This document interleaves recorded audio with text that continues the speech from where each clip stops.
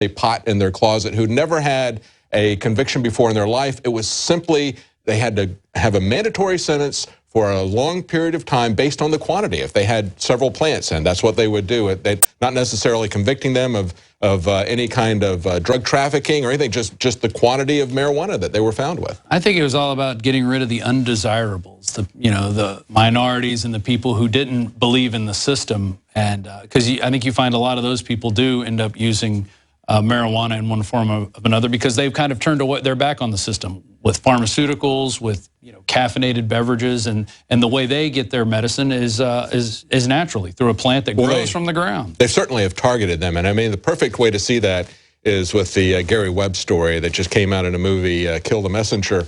When you look at that and you look at how the government had this perfect system set up where they wanted to covertly arm these guerrillas in Central America, and then they used crack cocaine epidemic, which they were running with Freeway Ricky Ross, and Gary Webb exposed all that. Perfect mechanism, but of course they targeted the inner city community with that. They're the ones that they targeted. It's like the facade of the elections. I mean, at the same time that they crack down on people smoking a little bit of marijuana, they lump them in the same category as someone that's taking a ton of PCP. And then they ship in the drugs themselves. It's just like the facade of this election where they act like everyone has support on both ends and it's a whole big thing and that, Wendy Davis is great. It's a whole facade just as the drug war is a facade. And what's really interesting to me, getting back to these counties and everything, D.C. is pushing for legalization. Michigan is pushing for legalization. Why is Austin not pushing for anything? Why have we not seen that? There are people pushing for it here. I don't think they're pushing hard enough. And I think you're going to see Texas, unfortunately, be one of the last places to change. I think there are just too many old fuddy-duddies who like paying for people for 3 meals a day and a place to sleep. I mean, I really think they enjoy doing that, putting people up. I think they've bought into the prison system complex here in Texas. There's prisons everywhere here. These people know that they keep their prisons filled with nonviolent drug offenders.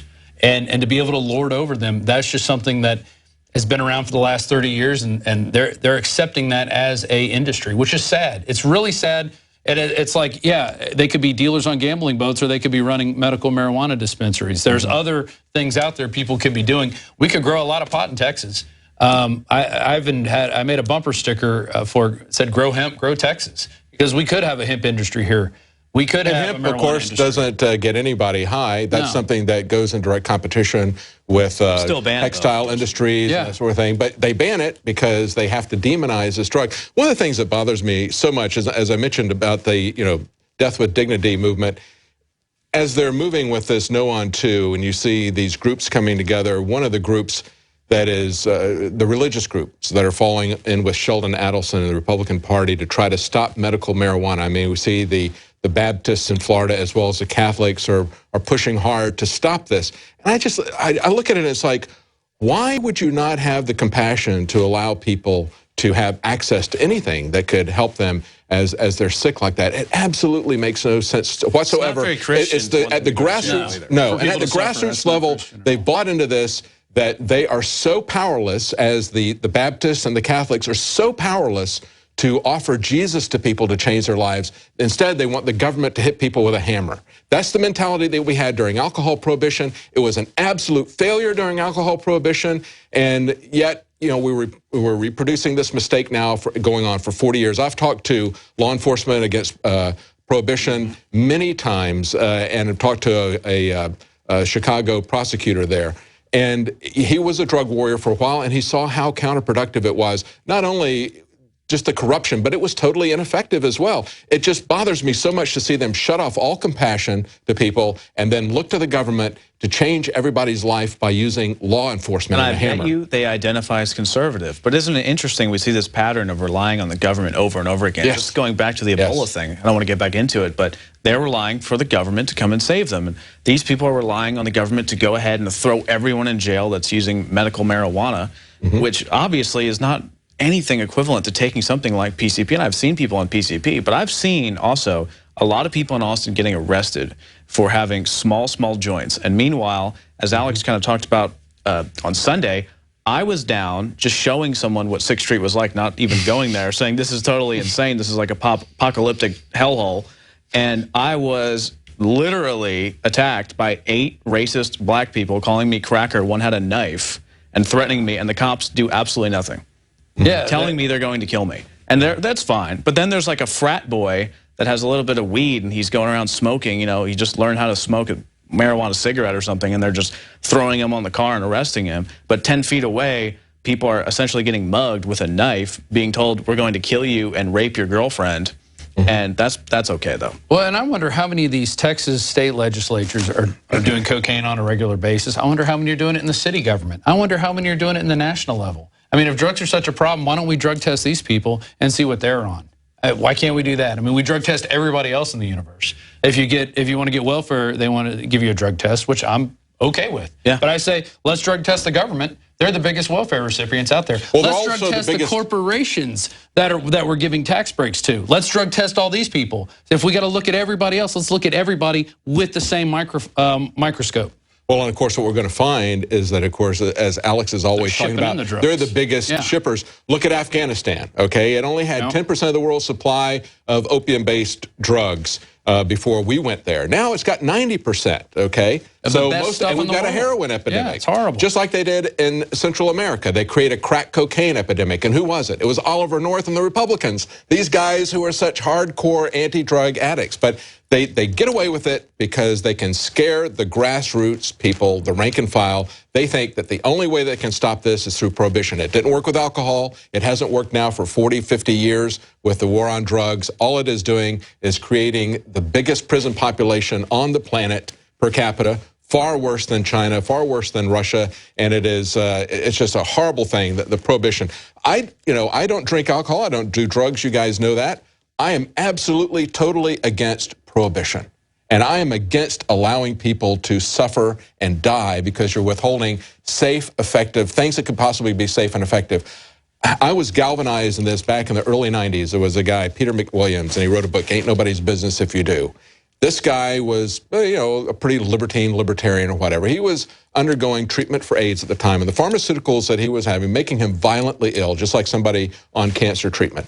He had a judge say you cannot use medical marijuana. It's the only thing that smoking marijuana was the only thing that kept it under control. The Marinol pills did not work, okay, it'd make him throw up, just like so many people. So he kept doing it. The judge arrested him, put him in jail. He died in a jail cell, choking on his own vomit. And I said, how can people put up with this? How can we say that we want to do this as a society? How can we justify locking people up for the number of years that Reagan and Ed Meese came up with? It's an absolute abomination. Yeah, it is terrible. And actually, we have a special report I'd like to go to real quick, and this is filed by Joe Biggs, who was actually in Afghanistan. He was on missions where they were bringing guys in, bringing supplies in, guarding fields where they were growing poppies and then harvesting them. And their big excuse is that, well, this is their lifestyle. This is what they do.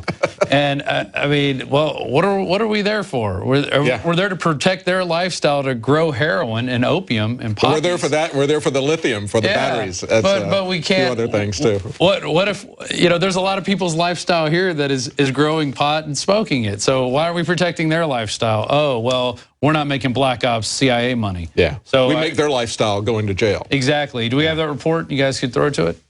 All right, go ahead and throw it to that.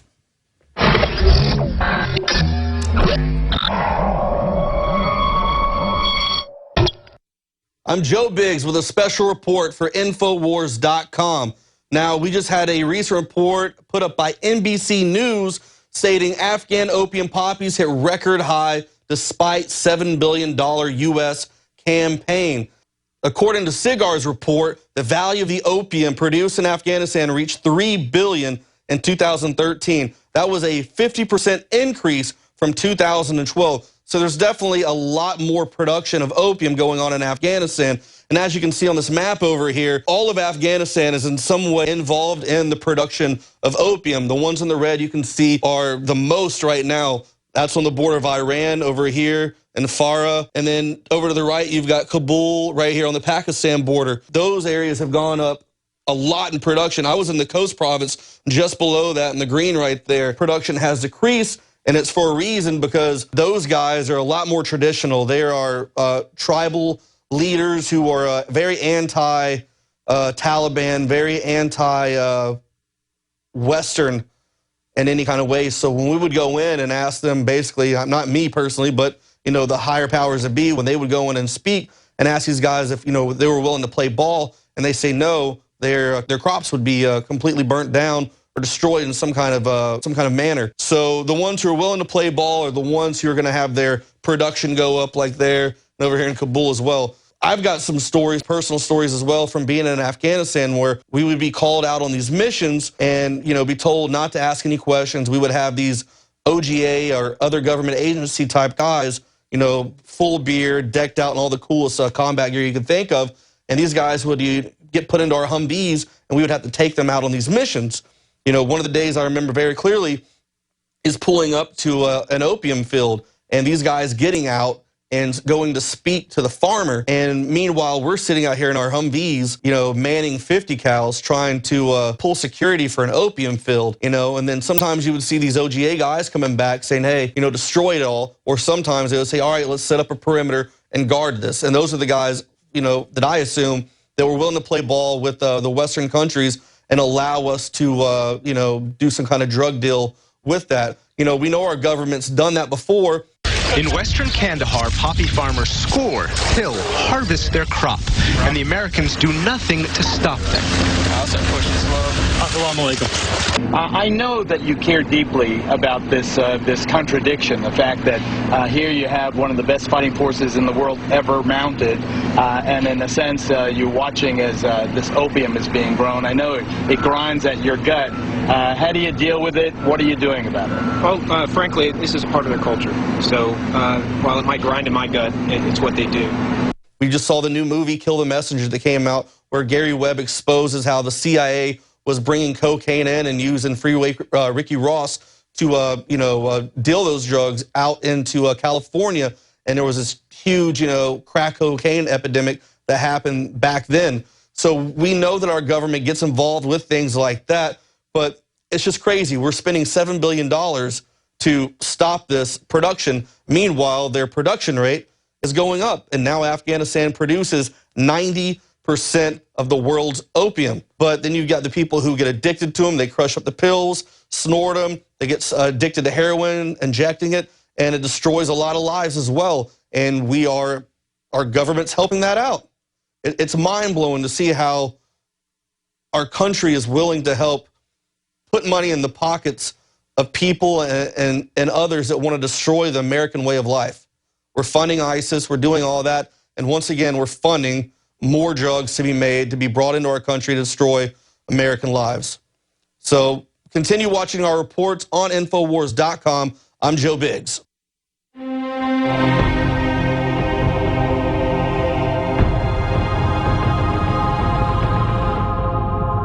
There you go. So all you conservatives who like your wars and going into other countries and killing people who have nothing to do with the events that you say they have to do with, that's what you get. You get more drugs. So you're actually helping growing drugs. And here domestically, you're helping keep people in jail, giving them, what is it, three rounds in a cot? How's it go? Like, they get 3 meals a day, and they get a place to sleep. 3 hots in a cot. That's how it is. 3 hots in a cot. And it blows my mind that we could sit here and we're even having a debate about the legalization of marijuana at this point, when our country ships in the crack, ships in the cocaine, and we help the Afghanis grow and become the world leaders in heroin production. I mean, what more do you have to say other than, can't some people have their damn weed? I don't know. Well, it isn't going to stop anything, and we've seen that with alcohol prohibition. And I think we need to go back and ask, by what authority do they have this? It took a constitutional amendment to have alcohol prohibition. Yeah. We got another constitutional amendment that said, no, we're going to repeal that one. That was like 100 years ago when people respected the Constitution. But if you needed it then, you need it now. But now they can just say everything is prohibited unless we expressly permit it with the FDA. Yeah. Right? So let's finish up on GMO later. Yeah, GMO. It does remind me of the trade sanctions that the U.S. threatened against countries that would not adopt Monsanto's GMOs. So specifically, we're talking about Spain, we're talking about Europe, we're talking about Russia. The U.S. goes in with diplomats and the State Department with pamphlets from Monsanto. This came out in WikiLeaks. It's on The Guardian. Covered it multiple times. They go in with pamphlets the State Department pays for, promoting Monsanto into Europe, certain areas of Russia, and specifically Spain. and they're trying to corner the markets for biotech, and they're trying to make sure all of the corn over there